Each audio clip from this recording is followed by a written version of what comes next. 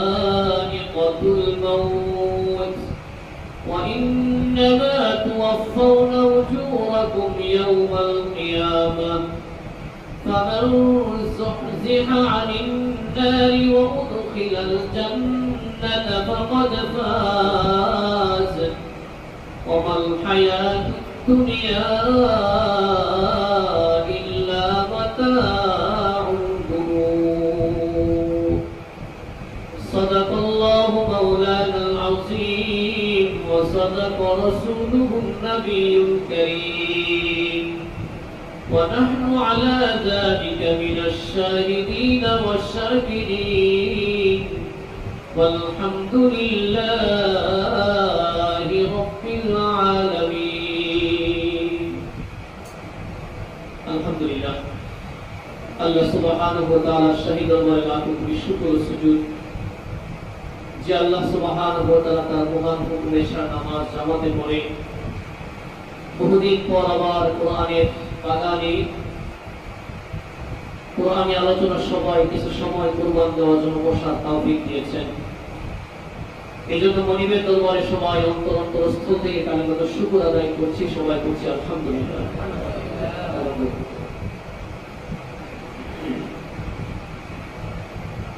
আমাদের অনেক আগ থেকে ধারাবাহিক কোরআনুল কারীমের তাফসীর চলছে। মধ্যখান দিয়ে অনেকদিন বন্ধ ছিল বিভিন্ন ব্যস্ততা এবং পেরেশানির কারণে। ইনশাআল্লাহ এই সপ্তাহ থেকে ধারাবাহিকভাবে প্রতি সপ্তাহে আবার যদি আল্লাহ তাআলা সুস্থ রাখেন, তৌফিক দেন, কোরআনুল কারীমের তাফসীর ইনশাআল্লাহ আপনারা শুনতে পাবেন, যদি আপনারা শোনার আগ্রহী হয়ে থাকেন ইনশাআল্লাহ। আমাদের আলোচনা ছিল সূরা আলে ইমরানের 184 নং আয়াত পর্যন্ত আমরা আলোচনা করেছিলাম। আজকে সূরা আলে ইমরানের 185 নং আয়াত তিলাওয়াত করেছি। এই আয়াত অত্যন্ত তাৎপর্যপূর্ণ একটি আয়াত, যে আয়াত একটা মানুষের জীবনকে পরিবর্তন করে দিতে পারে।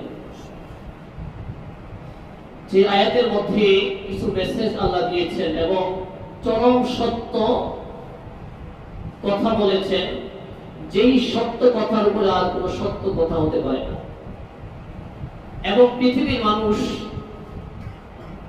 যেই মতবাদের অনুসারী হোক না কেন, যেই ধর্মের অনুসারী হোক না কেন, বিভিন্ন বিষয়ে মানুষের মাঝে দ্বিমত আছে, মতৈক্য আছে, কিন্তু এমন একটি বিষয় আছে যে বিষয়ের মধ্যে মুসলিম অমুসলিম, আস্তিক নাস্তিক কারো মাঝে দ্বিমত নাই, সবাই একমত, আর তা হলো প্রতিটা প্রাণীকে মৃত্যুর স্বাদ আস্বাদন করতে হবে।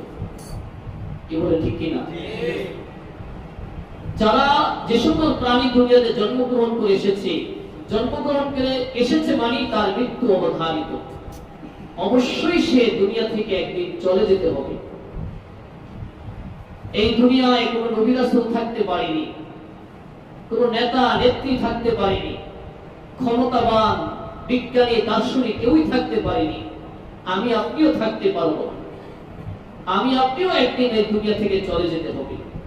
যদি দুনিয়া থাকার স্থানই হতো, তাহলে আল্লাহর পরে আল্লাহ যাদেরকে সম্মান দিয়েছেন, যে নবী রাসূলদেরকে, তাদেরকে আল্লাহ তাআলা দীর্ঘ হায়াত দিয়ে দুনিয়াতে রেখে দিতেন। কিন্তু সেই নবী রাসূলরাও এই দুনিয়া ছেড়ে চলে যেতে হয়েছে। অতএব আমি আপনি চিরকাল থাকবো কিন্তু আমাদের চাল চলন, কথাবার্তা, আচার অনুষ্ঠান এমন ভাবে হচ্ছে, এমন ভাবে আমরা চলছি, মনে হচ্ছে আমি এই দুনিয়াতে চিরকাল থাকবো, আমার কোনো মরণ হবে না। ক্ষমতা পেলে মনে হয় আমি এই ক্ষমতা চিরস্থায়ী ধরে রাখবো, এই ক্ষমতা আমার কখনো হাতছাড়া হবে না। কি বলে, যেমন মনে করি কিনা? করে না মনে হয়? যদি ক্ষমতা দীর্ঘ সময় ক্ষমতা থাকার পরেও যদি আসলে এই ক্ষমতা চিরস্থায়ী হতো, তাহলে ফেরাউনের ক্ষমতা চিরস্থায়ী হতো। কারণ ফেরাউনের মতো দীর্ঘ সময় ক্ষমতার মস্তদে পৃথিবীর আর কেউ থাকতে পারে না। দীর্ঘ 400 বছর পর্যন্ত সে ক্ষমতার মস্তদে সমাসীন ছিল, কিন্তু এরপরও কি তার পরিণাম রেহাই হয়েছে? বাঁচতে পারছে? বাঁচতে পারে না।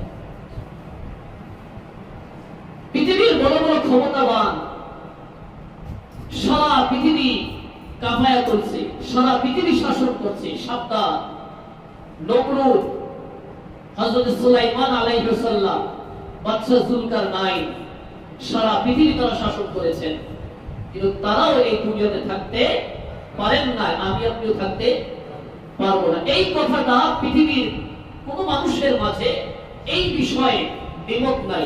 সবাই একমত যে অবশ্যই মানুষ মরণ গ্রহণ করতে হবে। কিন্তু এই মরণের এই কথাটা, এই ইয়াকিন আর বিশ্বাসটা যদি আমার আপনার অন্তরে বদ্ধমূল হয় যে আমি তো মরণশীল, আমি তো একদিন এই দুনিয়া ছেড়ে চলে যেতেই হবে, আমি তো এই দুনিয়াতে চিরস্থায়ী থাকতে পারবো না। যতই আমার টাকা পয়সা থাকুক না কেন, যতই আমার অট্টালিকা হোক না কেন, যত বড় বড় আলিশান বিল্ডিং এর আমি মালিক হই না কেন, আমি সেই বিল্ডিং এ চিরকাল চিরস্থায়ী হয়ে থাকতে পারবো না। এগুলো ছেড়ে রিক্ত হস্তে, শূন্য হাতে একা একই আমাকে এই দুনিয়া ছেড়ে চলে যেতে হবে। এমনকি আমার পরনে যে বস্ত্র আছে, কাপড় আছে, যখন আমার দেহ থেকে আত্মাটা বের হয়ে যাবে, আমার চোখ থেকে চশমাটা খুলে ফেলা হবে, হাত থেকে ঘড়িটা খুলে ফেলা হবে, আমার শরীর থেকে পোশাকটা খুলে ফেলা হবে, এমনকি কবর যে তাগা থাকে, রশি থাকে, এই রশিটাও খুলে ফেলা হয়। এরপরে আমাকে 3টা সাদা কাপড়ে প্যাকেট করে সেই পরিচিত স্থান, কবর জগৎ, মাটির জগৎ, সেখানে আমাকে চলে যেতে হবে। চাই ধনী হোক, চাই গরিব হোক, চাই শিক্ষিত হোক, চাই অশিক্ষিত হোক, চাই বড় হোক, চাই ছোট হোক, চাই ধনী হোক, চাই গরিব হোক, সবাই কিন্তু সেই মাটির গহীনেই যেতে হয়। নাকি অন্য কাউকে আবার স্বর্ণ দিয়া মোড়ায় কবর বানায় স্বর্ণের মধ্যে রাখা হয়? কোথায় রাখা হয়? মাটির মধ্যে। এই জন্য যদি আমাদের অন্তরে যদি মৃত্যুর এই বিষয়টা বদ্ধমূল হয়, তাহলে দুনিয়াতে চলার ক্ষেত্রে সতর্ক হয়ে চলবো। দুনিয়াতে চলার ক্ষেত্রে সতর্কতা আমার মধ্যে আসবে যে আমি যা কিছুই করি, আমি তো এই দুনিয়া ছেড়ে চলে যেতে হবে। আমার মালিক আল্লাহর কাছে আমাকে হাজিরা দিতে হবে। আমার দুনিয়ার জীবনের সকল কর্মগুলো এভাবে তন্ন করে আল্লাহর কাছে হিসাব দিতে হবে।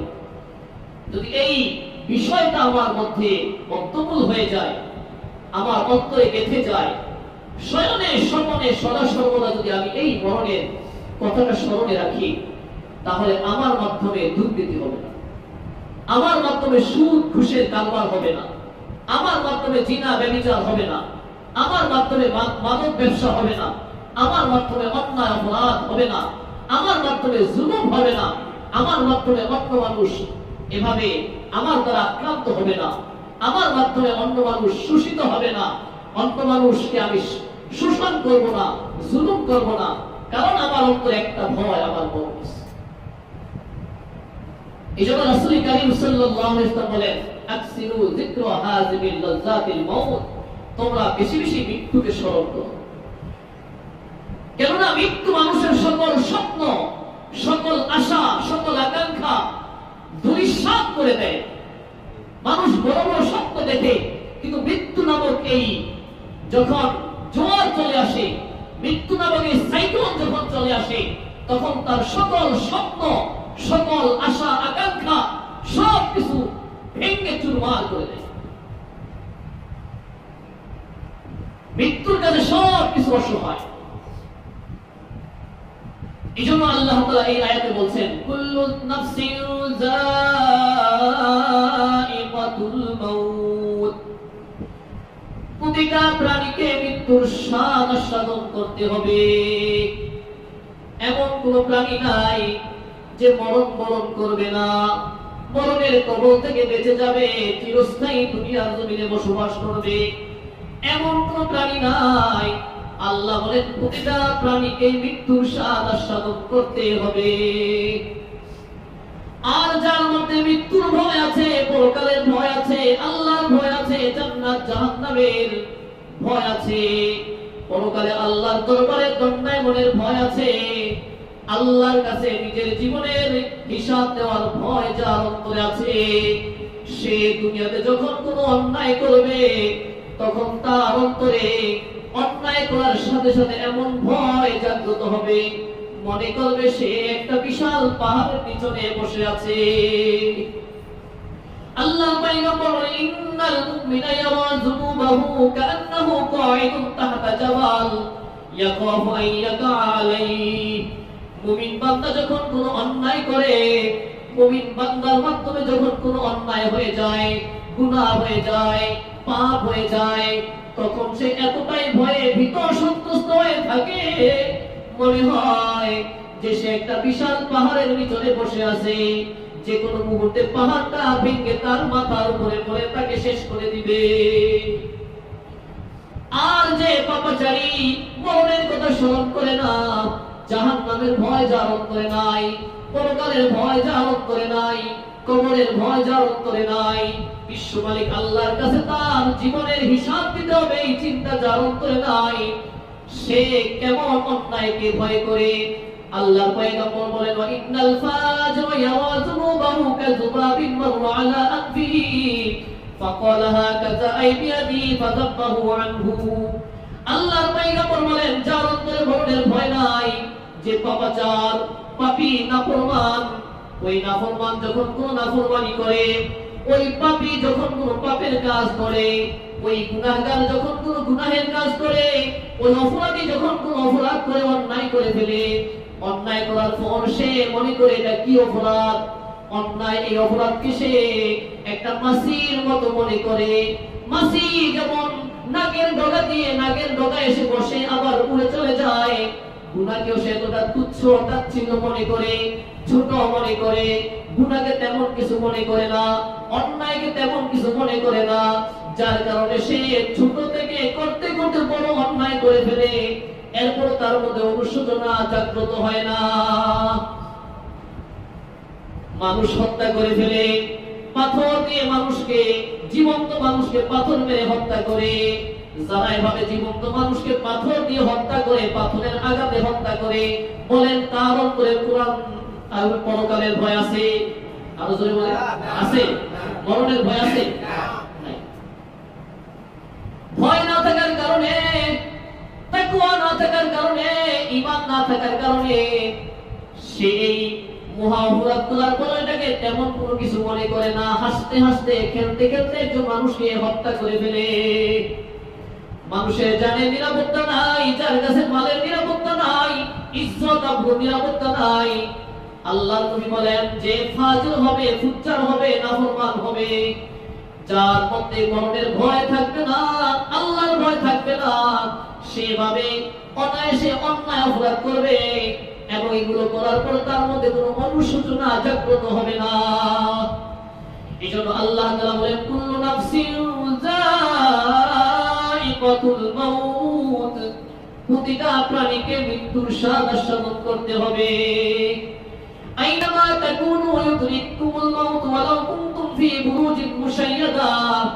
আল্লাহ তাআলা বলেন, তুমি যেখানেই থাকো, তুমি যদি বিশাল অট্টালিকার মধ্যে লুকায়া থাকো, সেখানেও তোমাকে মৃত্যু পেয়ে বসবে। প্রাণ সংহারকারী আজরাইল ফেরেশতা সেখানেও উপস্থিত হবে। যখন তোমার দুনিয়ার সময় শেষ হয়ে যাবে, তখন প্রাণ সংহারকারী ফেরেশতা উপস্থিত হয়ে তোমার জানটা কবজ করে নিয়ে যাবে। قل إن الموت الذي تفرون منه فإنه ملاقيكم ثم تردون إلى عالم الغيب والشهادة فينبئكم بما كنتم تعملون। নবী বলে দেন, তোমরা যেই মরণ থেকে পলায়ন করো, যেই মরণ থেকে পলায়ন করো, ওই মরণ থেকে পলায়ন করে কোথাও তুমি বাঁচতে পারবে না। ওই মরণ অবশ্যই তোমাকে পেয়ে বসবে, ওই মরণ অবশ্যই তোমার সাথে সাক্ষাৎ করবে এবং এই মরণের মাধ্যমে বিশ্ব মালিক, দৃশ্যের মালিক আল্লাহর কাছে তোমাকে হাজিরা দিতে হবে, আল্লাহর কাছে তোমাকে উপস্থিত হতে হবে। ইলা আলিমিল গায়বি ওয়াশ শাহাদাতি ফায়ুনাব্বিউকুম বিমা কুনতুম তা'মালুন। এরপরে তোমাকে খবর দেওয়া হবে, জানিয়ে দেওয়া হবে তুমি যা দুনিয়ার জমিনে করেছো, কি অন্যায় করেছো, কি অপরাধ করেছো, কি ভালো কাজ করেছো, কি মন্দ কাজ করেছো, সব কিছু বিশ্ব মালিক আল্লাহ তোমাকে জানিয়ে দিবেন।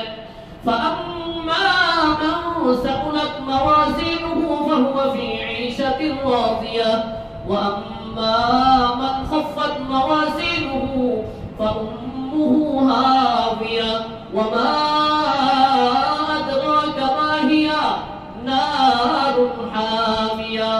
আল্লাহ তাআলা বলেন فأما من ثقلت موازينه, যার নেকের পাল্লা ভারী হবে, যার নেকের পাল্লা ভারী হবে, সৎ কর্মের পাল্লা ভারী হবে, ভালো কাজের পাল্লা ভারী হবে, আল্লাহ তাআলা বলেন ফাহুয়া ফি ঈশাতির রাদিয়া, সে স্বাচ্ছন্দ্যময় জীবন লাভ করবে।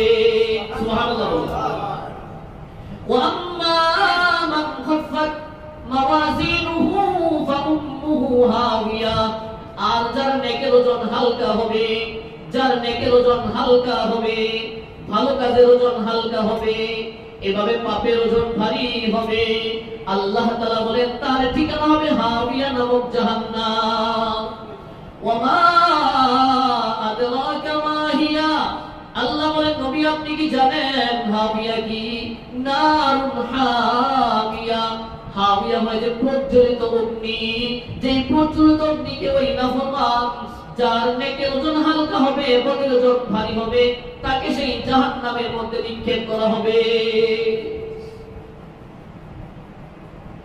এরপরে আল্লাহ তাআলা বলেন ওয়া ইন্নামা তুওয়াফাউনা উজুরাকুম ইয়াওমাল কিয়ামাহ, ওয়া ইন্নামা তুওয়াফাউনা উজুরাকুম ইয়াওমাল কিয়ামাহ, কিয়ামতের দিন তোমাদের কৃতকর্মের পরিপূর্ণ প্রতিফল আর প্রতিদান দেওয়া হবে। কিয়ামতের দিন তোমাদের কৃতকর্মের পরিপূর্ণ প্রতিদান আর প্রতিফল দেওয়া হবে। দুনিয়াতে যদি কেউ ভালো কাজ করে তার পরিপূর্ণ প্রতিদান দেওয়া হয় না, দুনিয়ায় যদি কেউ মন্দ কাজ করে, অন্যায় অপরাধ করে, তাকে পরিপূর্ণ প্রতিফল ভোগ করতে হয় না। কিন্তু পরকালে মরার পর, পরকালে আল্লাহ তাআলা দুনিয়াতে যে যা করেছেন পরিপূর্ণ প্রতিফল এবং প্রতিদান দান করবেন, পরিপূর্ণ। দুনিয়াতে যেই অন্যায় করে শাস্তি যেটা পূর্ণাঙ্গ না অপূর্ণাঙ্গ? অপূর্ণাঙ্গ, পরিপূর্ণ শাস্তি না এটা। দুনিয়াতে যে কেউ ভালো কাজ করে, ভালো কাজ করলে প্রতিদান দেওয়া হয়, এই প্রতিদান আপনার পরিপূর্ণ নয়, অপরিপূর্ণ। কিন্তু আল্লাহ পরকালে যে প্রতিদান দিবেন নেককার বান্দাকে, সেই প্রতিদান হবে পরিপূর্ণ প্রতিদান। পরকালে আল্লাহ পাপী বান্দাকে যে এবারে পরিণাম ভোগ করতে হবে, তাকে যে এভাবে শাস্তি দেওয়া হবে, এই শাস্তি হলো পরিপূর্ণ শাস্তি। এইজন্য আল্লাহ বলেন ওয়া ইন্নামা তুওয়াফাউনা উজুরাকুম ইয়াওমাল কিয়ামাহ, কিয়ামতের দিন তোমাদের কৃতকর্মের পরিপূর্ণ প্রতিফল প্রতিদান দেওয়া হবে। ফামান যুহজিহা আনিন নারি ওয়া দুখিলাল জান্নাতা ফাকাদ ফাজ। আল্লাহ তাআলা বলেন চির সফল কামকে জেনে নাও, আমি আল্লাহর দিকে সফল কামকে জেনে নাও। তোমরা তো দুনিয়াতে মনে করো যে টাকা পয়সার মালিক হতে পারে সে হলো সফল কাম, তোমরা তো মনে করো যে ঢাকার শহরে গাড়ি বাড়ির মালিক হতে পারে সে সফল কাম, তোমরা তো মনে করো যে ক্ষমতাবান হতে পারে সে সফল কাম, তোমরা তো মনে করো যে বড় শিক্ষিত হতে পারে সে সফল কাম, তোমরা তো মনে করো যে যত বড় ধনী হতে পারে সে তত বড় সফল কাম। আল্লাহ বলে না না না, এগুলো সফলতা নয়, এদেরকে সফল কাম বলে না। সফল কাম হয়েছে, সফলতা হয়েছে পরকালে যারা জাহান্নাম থেকে নিষ্কৃতি পেয়ে জান্নাতের মালিক হতে পারবে। আল্লাহ বলেন তারাই হয়েছে চির সফল কাম। সুবহানাল্লাহ। তার সফল কাম কি? আল্লাহর দৃষ্টিতে, আল্লাহর দৃষ্টিতে সফল কাম হচ্ছে ওই ব্যক্তি যে পরকালে জাহান্নাম থেকে বাঁচতে পেরেছে, জান্নাতের মালিক হতে পারছে, সেই হলো আল্লাহর দৃষ্টিতে প্রকৃত সফল। কিন্তু আমরা অনেকরা আমরা মনে করি দুনিয়াতে সফল হলাম যদি আমি টাকা পয়সার মালিক হই, আমি সফল হয়ে গেলাম। সন্তান যদি টাকা পয়সার মালিক হয়, কোটিপতি হয়, বাবা মনে করে সন্তান সফল, আমি সকল সন্তানের বাবা হতে পেরেছি। সন্তান যদি দুনিয়াতে ক্ষমতাবান হয়, বাবা মা মনে করে আমার সন্তান বড় ক্ষমতা পাইছে, আমি সফল বাবা মা। আর এই সন্তান ক্ষমতা পেয়ে যার মধ্যে খোদার ভয় নাই, পরকালের ভয় নাই, মরণের ভয় নাই, ঈমান এবং ইসলামের ভালাই যার মধ্যে নাই, সে যখন ক্ষমতায় যাবে, ক্ষমতার মসনদে বসবে, তখন সে আর ভালো মন্দ কোনো কিছু তাওয়াক্কা করবে না। যেটা তার ক্ষমতার মসনদে টিকাতে পারবে, যেটা তাকে এভাবে স্বৈরাচার বানাতে সহায়তা করবে, এমন সব খারাপ ভালো সব সে করবে। বর্তমান বাংলাদেশে যে আপনার অন্তর্বর্তী সরকার আছে, এরা তো ভালো কাজই করতেছে মোটামুটি, কিন্তু এখন আইসা যেই এদের কাজে ভূত চাপছে এবং এই ভূতের বশবর্তী হয়ে এরা যেই আকাম কুকাম করতে আছে, এগুলো আর মেনে নেওয়া যায়, এগুলো মানার মতো নয়। সম্প্রতি বাংলাদেশে জাতিসংঘের আপনার মানবাধিকার কার্যালয় খুলেছে, অনুমোদন দিয়েছে এবং সেটা চালু করে ফেলেছে, অথচ জনগণ কিছু জানে না। জাতিসংঘের এই মানবাধিকার, কথিত মানবাধিকার নামের এই সমকামী কার্যালয় এদেশের 90%, 95% মানুষ চায়। এরপর জনগণের মতামতকে উপেক্ষা করে তারা ক্ষমতা পেয়েছে, ক্ষমতার জোরে তারা এই সংস্থাকে অনুমোদন দিয়ে দিছে বাংলাদেশের মতো এই মুসলিম কান্ট্রিতে তাদেরকে বসাবে, তাদের কার্যালয় স্থাপন করবে। লজ্জার কথা হলো এই কার্যালয়ের প্রধান যে সে হলো একজন সমকামী। নাউজুবিল্লাহ বলে, সমকামী বোঝেন না? পুরুষ যে জিনা করে, পুরুষের বিয়া করে, মহিলারা বিয়া করে, এটা যেমন সমকামী। যে সমকামিতার অপরাধের কারণে আল্লাহ একটা জাতিকে সমূলে ধ্বংস করে দিয়েছে। সেই সমকামী ওই কার্যালয়ের প্রধান, সে তার ব্যাক পার্টনারকে, সমকামী ওই পার্টনারকে সে বাংলাদেশে নিয়ে আসতে চায়। অথচ এই জাতিসংঘের এই কথিত আপনার মানবাধিকার এই কার্যালয় যেই দেশগুলোতে স্থাপিত হয়েছে, যেই দেশগুলোতে এগুলো আছে, প্রত্যেকটা দেশ যুদ্ধ কবলিত, প্রত্যেকটা দেশ আপনার হতদরিদ্রের চরম শিখরে পৌঁছে গেছে, অর্থনৈতিকভাবে তারা একবারে দরিদ্র।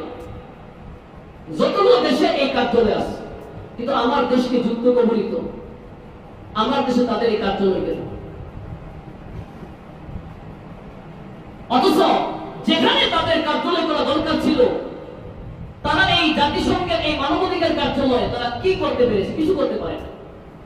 এই যে সারা পৃথিবীতে যুদ্ধ চলতে আছে, ফিলিস্তিনে যুদ্ধ চলতে আছে, প্রতিনিয়ত মানুষকে হত্যা করছে, নির্মমভাবে মানুষকে হত্যা করছে, মানবাধিকার লঙ্ঘন করছে, কিন্তু তারা সেখানে কি করছে? কোনো ভূমিকা পালন করতে পারছে না। গাজায় নিরীহ মুসলমানকে নির্বিচারে হত্যা করে ফেলা হচ্ছে, কিন্তু তারা সেখানে কোনো কার্যকর ভূমিকা নিয়েছে? নেয় নাই। ইরাকের মুসলমানকে হত্যা করা হয়েছে, সিরিয়ার মুসলমানদেরকে হত্যা করা হয়েছে, গাজার মুসলমানদেরকে হত্যা করা হচ্ছে, ফিলিস্তিনি মুসলমানদেরকে হত্যা করা হচ্ছে, এমনকি খাবার বন্ধ করে দিয়ে তাদেরকে অনাহারে অভুক্ত রেখে তাদেরকে হত্যা করছে। প্রতিদিন 15 জন, 20 জন, 40 জন, 70 জন এমন মানুষ মুসলমান এভাবে প্রাণ হারাচ্ছে খিদার যন্ত্রণায়। কিন্তু এই কথিত মানবাধিকার সমকামী কর্মীরা, এই সমকামী এরা কি করছে? কোন ভূমিকা নিয়েছে? তারা কোন ভূমিকা নিয়েছে? তো তারা মুসলমান এই বাংলাদেশের এখানে তারা তাদের কার্যালয় কেন স্থাপিত হবে? যেই রাষ্ট্রগুলোতে প্রায় কয়টা রাষ্ট্র জানি এদের কার্যালয় আছে, প্রত্যেকটা রাষ্ট্র আপনার যুদ্ধ কবলিত এবং একবারে দরিদ্র রাষ্ট্র, একবারে দরিদ্র রাষ্ট্র। তারা বিভিন্নভাবে পেছার মায়ে তাদেরকে আটকায়া ওই দেশগুলোকে দরিদ্র একবার চরম শিকারে পৌঁছে দেয় এবং ওই দেশগুলোকে তারা যুদ্ধ বিগ্রহ লাগায়া নিজেদের স্বার্থ হাসিল করে। তারা এগুলো কাজ করতেছে। এই জন্য ওলামায়ে কেরাম, সচেতন ওলামায়ে কেরাম আগ থেকে আপনার মানুষকে সতর্ক করছেন, বিভিন্নভাবে মিটিং করছেন, মিছিল করছেন, এভাবে সমাবেশ করছেন, বক্তৃতা দিচ্ছেন, মানুষকে সতর্ক করছেন। এই কার্যালয়ে বাংলাদেশে প্রতিষ্ঠা হবে মানে বাংলাদেশের মুসলমানদের স্বাধীনতা সার্বভৌমত্ব সব শেষ। বাংলাদেশে আপনার ট্রান্সজেন্ডার মতবাদ প্রতিষ্ঠা করার জন্য অনেক চেষ্টা করা হয়েছে, কিন্তু যখন মুসলমানরা, সচেতন মুসলমানরা, দিনদার মুসলমানরা যখন এর প্রতিবাদ করে, তখন তারা এটাকে বন্ধ করতে বাধ্য হয়। ট্রান্সজেন্ডার, সমকামিতা বিভিন্ন আপনার স্কুল কলেজের এভাবে পাঠ্যপুস্তকে বিভিন্ন যে অনৈতিক কর্মকাণ্ড তারা ঢুকিয়েছে, পড়ালেখা ঢুকিয়েছে, এগুলোর প্রতিবাদ করে মুসলমানরা এগুলোকে আপনার বন্ধ করতে বাধ্য করেছে। কিন্তু যখন এই কার্যালয় প্রতিষ্ঠা হবে, তখন এরা যে আকাম টুকাম করবে, সমকামিতা, এগুলোকে প্রমোট করবে। যখন ওলামায়ে কেরাম, মুসলমানরা এগুলোর বিরুদ্ধে কথা বলবে, তখনই বলবে এরা জঙ্গিবাদ। জঙ্গি মহিলা এদেশের আলেম ওলামাদেরকে, দিনদার মুসলমানদেরকে এভাবে দাবায় দেওয়ার জন্য তারা এই কার্যালয় করেছে। এই জন্য কোন মুসলমান, সচেতন দিনদার কোন মুসলমান এটা মানতে পারে। এই জন্য যখন কোন ওলামায়ে কেরাম যখন ডাক দিবেন এই কার্যালয় বন্ধ করতেই হবে, এর জন্য যখন সমাবেশের ডাক দিবে, যখন আন্দোলনের ডাক দিবে, আমরা সবাই যাবো ইনশাআল্লাহ। সবার ঈমানি দায়িত্ব, নৈতিক দায়িত্ব, যদি আমরা প্রকৃত অর্থে দেশপ্রেমিক হয়ে থাকি, দেশের স্বাধীনতা সার্বভৌমত্ব রক্ষাই যদি আমাদের উদ্দেশ্য হয়, আমরা যদি দেশকে প্রকৃত অর্থে ভালোবাসি, তাহলে অবশ্যই যখনই ওলামায়ে কেরাম ডাক দিবে এর জন্য, এর বিরুদ্ধে প্রতিবাদ করার জন্য সবাই আমরা যাবো ইনশাআল্লাহ। যাবো তো সবাই ইনশাআল্লাহ, সবাই যাবো ইনশাআল্লাহ। আর যারা আপনার প্রকৃত দেশপ্রেমিক, তারা ক্ষমতা প্রেমিক, যারা আসলে ক্ষমতাকে চায়, দেশকে দেশ চলে যায়, দেশের 12টা বাজে তাদের এটা যায় আসে না, তাদের আসল মুখ্য ক্ষমতা, তারা কিন্তু এর জন্য কোনো প্রতিবাদ করে না, তারা কোনো কিছু বলে না, মুখে কুলু পেতে বসে আছে। যদি তাদের ক্ষমতা হাতছাড়া হয়ে যায়, যদি পশ্চিমা প্রভুরা তাদেরকে ক্ষমতায় না আনে, এই ভয়ে তারা কিছু বলতেছে না। কিন্তু তারা কিছু না বললে আমরা কি চুপ থাকবো? আরো জোরে বলেন, আমরা ক্ষমতা প্রেমী না, আমরা দেশ প্রেমী। আমরা কি প্রেমী? আরো জোরে বলেন, আমরা দেশ প্রেমী। আমরা এই দেশকে মহব্বত করি, ভালোবাসি। এই দেশ আমার আপনার, আমাদের সবার। এই দেশের স্বাধীনতা সার্বভৌমত্ব রক্ষা করা আমার আপনার সবার দায়িত্ব। অতএব কোন শকুনে যদি নজর পড়ে এদেশের স্বাধীনতা সার্বভৌমত্বের উপরে, এদেশের লাল সবুজের পতাকার উপরে, আমরা সেই শকুনের পাখা ছিঁড়ে ছিন্ন ভিন্ন করে দেব ইনশাআল্লাহ। ইনশাআল্লাহ। তো আল্লাহ তাআলা বলেন, ওয়া ইন্নামা তুওয়াফাউনা উজুরাকুম ইয়াওমাল কিয়ামাহ, অবশ্যই কিয়ামতের দিন তোমাদের প্রতিফল এবং প্রতিদান পরিপূর্ণভাবে দেওয়া হবে। ফামান যুহজিয়া আনিন নারি ওয়া উদখিলাল জান্নাতা ফাকাদ ফাজ, প্রকৃত সফল কাম হয়েছে সেই ব্যক্তি যে পরকালে জান্নাতের মালিক হতে পেরেছে, আল্লাহর তৈরি জাহান্নাম থেকে বাঁচতে পেরেছে। আল্লাহ বলেন, সেই হলো আমি আল্লাহর দৃষ্টিতে পরিপূর্ণ সফল কাম। ওয়াল হায়াতুদ দুনিয়া ইল্লা মাতাউল গুরুর, পার্থিব জীবন, দুনিয়ার জীবন খেল তামাশার বস্তু ছাড়া কিছুই নয়। দুনিয়ার এই জীবন খেল তামাশার বস্তু ছাড়া কিছুই নয়। আমি আপনি দুনিয়াতে এসেছি, এই দুনিয়াতে কিছুদিন খেলা তামাশা করেছি, খেল তামাশা করছি, এরপর আবার এই দুনিয়া ছেড়ে চলে যেতে হবে। এই জন্য আল্লাহ বলেন, দুনিয়ার জীবন হলো খেল তামাশার জীবন। কিসের জীবন? আবার জোরে বলেন, খেল তামাশা। এই জীবন আসল জীবন নয়। এই জীবন কি নয়? আসল জীবন নয়। এই জীবন ছেড়ে চলে যেতে হবে। এই জন্য আল্লাহ তাআলা, আল্লাহ রাসূল সাল্লাল্লাহু আলাইহি ওয়াসাল্লাম হাদিসে বলেছেন, প্রকৃত বুদ্ধিমানকে জেনে নাও, আল কাইয়িসু মান দানা নাফসাহু ওয়া আমিলা লিমা বাদাল মাউত। আল কাইয়িসু মান দানা নাফসা, আল্লাহর পয়গম্বর বলেন, প্রকৃত বুদ্ধিমান হয় সেই ব্যক্তি যে নিজের হিসাব নিজে গ্রহণ করে। আমার হিসাব আল্লাহ নেওয়ার আগে আমি নিজের হিসাব নিজে গ্রহণ করি। আর সারাদিন আমি কয়টা ভালো কাজ করেছি, কয়টা মন্দ কাজ করেছি, যদি রাতে ঘুমের বিছানায় শুয়ে যখন আমি চিন্তা করি, আর আমি কয়টা ভালো কাজ করেছি, কয়টা মন্দ কাজ করেছি, যদি ভালো কাজ থেকে মন্দ কাজের সংখ্যা বেশি হয়, তাহলে নিয়ত করে নেওয়া, আগামীকাল আমি এত বেশি মন্দ কাজ করবো না, আরো মন্দ কাজ কমায় দিব। এরপরে যখন আবার চিন্তা করব, এরপরে যদি দেখি মন্দ কাজের সংখ্যা বেশি, কমায় দিব। আর যদি ভালো কাজের সংখ্যা থেকে কম, বাড়ায় দিব। এভাবে যারা প্রতিদিন নিজের চিন্তা নিজে করে, নিজের আমলের হিসাব নিজে করে নেয়, আল্লাহর পয়গম্বর বলেন, সেই হলো প্রকৃত সফল কাম, সেই হলো প্রকৃত জ্ঞানী।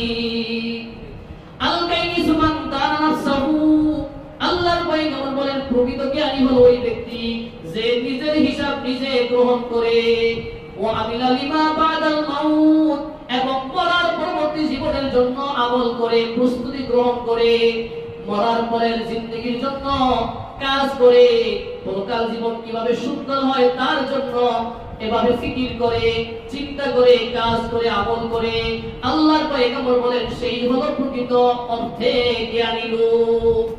ওয়াল আজিজু মান ইত্তাবা হাওয়া, আর অক্ষম হয়েছে ওই ব্যক্তি, অক্ষম হয়েছে ওই ব্যক্তি, অক্ষম হয়েছে ওই ব্যক্তি যে তার কুপ্রবৃত্তির অনুগামী হয়েছে, নিজের নফসের গোলাম হয়ে গেছে, নফস যেভাবে বলে সেভাবে চলে, নফস চায় গান শুনতে গান শুনে, নফস চায় এভাবে হারাম জিনিস দেখতে হারাম জিনিস দেখে, নফস চায় সিনেমা দেখতে সিনেমা দেখে, নফসে চায় গাঞ্জা খাইতে গাঞ্জা খায়, নফসে চায় এভাবে মদ পান করতে মদ পান করে, নফসে চায় এভাবে অন্যায় কাজ করতে তাই অন্যায় কাজ করে। আল্লাহর পয়গম্বর বলেন ব্যর্থ হয়েছে, অক্ষম হয়েছে ওই ব্যক্তি যে তার নফসের গোলাম হয়ে গেছে। ওয়া তামান্না আলাল্লাহ, নফসের গোলাম হয়েছে কিন্তু আল্লাহর কাছে বড় বড় আশা করে, নামাজ পড়ে না, গাঞ্জা খায়, নামাজ পড়ে না, রোজা রাখে না, শরীর থেকে গন্ধ হয়, কিন্তু যখন বলা হয় নামাজ পড়ো না কেন, আসো মসজিদে আসো নামাজ পড়ো, ওই নামাজ পড়লে কি হবে, আল্লাহ তো রহমান, আল্লাহ তো রহিম, আল্লাহ তো আমাকে মাফ করে দিবেন, আল্লাহ তো একজন আছেন, এই সমস্যা কি হয় না? হয় না? রাস্তায় বসে থাকে, নামাজের সময় নামাজ পড়তে আসে না, বাবার গান করে, গাঞ্জা টানে, বিড়ি খায়, সিগারেট খায়, আর যুক্তি দেয়, আরে আল্লাহ গফফার, আল্লাহ রহমান, আল্লাহ রহিম, আল্লাহ মাফ করে দিবেন। আল্লাহর পয়গম্বর বলেন এই হলো চির অক্ষম ব্যক্তি, অক্ষম ব্যক্তি, ব্যর্থ ব্যক্তি যে নেক আমল করে না, ভালো কাজ করে না, দ্বীনের পথে আসে না, আল্লাহর হুকুম মানে না, নবীর সুন্নাহ মোতাবেক চলে না, কিন্তু আল্লাহর কাছে বড় বড় আশা করে আমি গুনাহগার, আল্লাহ হয়েছেন গফফার, আল্লাহ কি তাকে ক্ষমা করবে? আল্লাহ জোরে বলে এটা হলো শয়তানের একটা ধোঁকা। শয়তান ধোঁকা দিয়ে রাখছে, শয়তান প্রবঞ্চনা রাখছে, যাই তুই গুনাহ কর, আল্লাহ একজন আছে, আল্লাহ তো নিজেই বলছে আমি গফফার। কিন্তু গফফার হলে কি হবে? আল্লাহ কি, আল্লাহ বলছে না যে এটা অন্যায়, এটা ন্যায়, এটা অন্যায়, এটা ভালো, এটা মন্দ, তুমি ভালোটা গ্রহণ করো, মন্দটা ছাড়ো, ন্যায়টা গ্রহণ করো, মন্দ অন্যায়টা ছাড়ো, আল্লাহ বলছেন না? এরপর যদি কেউ ন্যায়টা গ্রহণ না করে অন্যায়টা গ্রহণ করে, ভালোটা গ্রহণ না করে মন্দটা গ্রহণ করে, আর বলে আল্লাহ রহমান, আল্লাহ মাফ করে দিবে, আল্লাহ কি মাফ করবেন? আল্লাহ জোরে বলেন। এজন্য আল্লাহ তাআলা বলেন ওয়ামাল হায়াতুদ দুনিয়া ইল্লা মাতাউল গুরুর, দুনিয়ার জীবন হয় যে খেল তামাশা ছাড়া আর কিছুই নয়। আল মাল ওয়াল বানুনা যিনাতুল হায়াতিদ দুনিয়া ওয়াল বাকিয়াতুস সালিহাতু ইনদা রাব্বিকা সাওয়াবান ওয়া খায়রুন আমালা। আল্লাহ তাআলা বলেন সম্পদ এবং সন্তান, আল মাল ওয়াল বানুন, সম্পদ এবং সন্তান, জিনাতুল হায়াতিদ দুনিয়া, পার্থিব জীবনের সৌন্দর্য মাত্র। সন্তান এবং সম্পদ দুনিয়ার জীবনের সৌন্দর্য মাত্র, এগুলো দ্বারা স্থায়ী আমার কোনো উপকার আসবে না। ওয়াল বাকিয়াতুস সালিহাতু খায়রুন ইনদা রাব্বিকা সাওয়াবান ওয়া খায়রুন আমালা। আমার স্থায়ী সম্পদ, আমার স্থায়ী সম্পদ হয়েছে আমার নেক আমল। কি আমল? নেক আমল। আল্লাহ বলেন আমার স্থায়ী সম্পদ হলো আমার কি? নেক আমল। আমার দুনিয়ার এই সম্পদ আর সন্তান এগুলো অস্থায়ী সম্পদ, এগুলো স্থায়ী নয়। আমি যখন দুনিয়া ছেড়ে চলে যাব, একা চলে যাব, একা সেই কবরে শায়িত হব, একাই হাসরের মাঠে উঠব, একাই আমার নিজের জীবন বৃত্তান্তের হিসাব আমাকে আল্লাহর কাছে দিতে হবে। আমার সন্তান আমার সঙ্গী হবে না, মরণ যাত্রায় আমার সন্তান আমার সঙ্গী হবে না, কবর জগতে আমার সন্তান আমার সঙ্গী হবে না, হাসরের মাঠে আমার যখন হিসাব নিকাশ নেওয়া হবে তখন আমার সন্তান আমার সঙ্গী হবে না, সাহায্যকারী হবে না, বরং সন্তান হাসরের মাঠে আপনি আমি থেকে পলায়ন করবে। ইয়াউমা ইয়াফিরুল মারউ মিন আখিহি ওয়া উম্মিহি ওয়া আবিহি ওয়া সাহিবাতিহি ওয়া বানিহি। যেই দিন মানুষ থেকে পলায়ন করবে, বাবা মা সন্তান থেকে পলায়ন করবে, সন্তান বাবা মা থেকে পলায়ন করবে, স্বামী স্ত্রী থেকে পলায়ন করবে, স্ত্রী স্বামী থেকে পলায়ন করবে, বন্ধু থেকে পলায়ন করবে। কারণ হয়েছে যদি একে অপরের পরিচয় দেয়, একে অপরের কাছে যায়, তখন যদি তার বন্ধু, তার বাবা মা, তার সন্তান, তার স্ত্রী, তার জামাই, তার স্বামী যদি তার কাছে নেক চায়, নেক দিতে হবে। না না না, এই বিভীষিকাময় মুহূর্তে নেক দেওয়া যাবে না। যদি আমি তাকে নেক দিই, আমি কিভাবে বাঁচবো? আমি কিভাবে জাহান্নাম থেকে বাঁচবো? যদি আমার একটা নেক শর্ট খেয়ে যায়, তখন আমি তো জান্নাতে যেতে পারবো না। এই জন্য একটা নেক দেওয়ার ভয়ে সন্তান বাবা মার পরিচয় দিবে না, বাবা মার সন্তানের পরিচয় দিবে না, স্বামী স্ত্রীর পরিচয় দিবে না, স্ত্রী স্বামীর পরিচয় দিবে না, বন্ধু বন্ধুর পরিচয় দিবে না, একে অপর থেকে পলায়ন করবে। আল্লাহ তাআলা বলেন কেমন সেই বিভীষিকাময় মুহূর্ত, ফাকাইফা তাত্তাকুনা ইন কাফারতুম ইয়াওমা ইয়াজআলুল উইলদানা শিবা, ফাকাইফা তাত্তাকুনা ইন কাফারতুম ইয়াওমা ইয়াজআলুল উইলদানা শিবা। কিভাবে বাঁচবা যদি তোমরা কুফরি করো, আল্লাহর সাথে যদি গাদ্দারি করো, আল্লাহর যদি নাফরমানি করো, আল্লাহর হুকুম যদি লঙ্ঘন করো, আল্লাহকে যদি অস্বীকার করো, আল্লাহকে যদি অবিশ্বাস করো, তাহলে সেই দিন কিভাবে তোমরা বাঁচবা? যেই দিনের ভয়াবহতা, যেই দিনের বিভীষিকাময় মুহূর্ত, যেই দিনের অবস্থা দেখে এভাবে মানুষের কালো চুল সাদা হয়ে যাবে, জোয়ানটা বৃদ্ধ হয়ে যাবে হাসরের মাঠে। তো সেই সময় বাঁচবে কিভাবে? এই জন্য আল্লাহ তাআলা বলেন যে এই পার্থিব জীবন হলো এটা ধোঁকা ছাড়া কিছু নয়। অতএব পার্থিব জীবনের মোহে পড়ে, দুনিয়ার জীবনে মোহে পড়ে তোমার মূল্যবান সম্পদ হায়াত নামক এই সম্পদকে তুমি নষ্ট করো না। তোমার এই মূল্যবান সম্পদ আল্লাহ তোমাকে দিয়েছেন হায়াত, এই হায়াতকে যদি তুমি কাজে লাগাও, এই হায়াতকে যদি তুমি ভালো কাজে লাগাও, এভাবে নেকের কাজে লাগাও, তাহলে এই হায়াতের মাধ্যমে, এই মূল্যবান সম্পদের মাধ্যমে পরকাল তোমার সুন্দর হবে, পরকালে তুমি সফল হতে পারবা। আর যদি এই হায়াত তুমি শয়তানের গোলামের পিছনে ব্যয় করো, তোমার নফসের গোলামের পিছনে ব্যয় করো, তাহলে তোমার ইহকাল ধ্বংস হবে, পরকালও তোমার ধ্বংস হবে। আল্লাহ তাআলা আমাদের সবাইকে মরণের কথা স্মরণ করে এভাবে আমাদের আমলকে সুন্দর করে আল্লাহ তাআলা প্রকৃত গোলাম হওয়ার তৌফিক দান করে সকলে বলি আমিন। এবং আমাদেরকে প্রকৃত ঈমানদার, প্রকৃত মুসলমান হয়ে যেন কবরে যেতে পারি, এবং প্রাণ সংহারকারী আজরাইল যখন আমাদের শিউরে আসবে আমাদের প্রাণ সংহার করার জন্য, ওই সময় যেন আমরা কালিমা পড়ে পড়ে আমার আল্লাহকে স্মরণ করতে করতে যেন যেতে পারি। আল্লাহ সেই তৌফিক দান করে সকলে বলি আমিন। ওয়া আখিরু দাওয়ানা আলহামদুলিল্লাহি রাব্বিল আলামিন।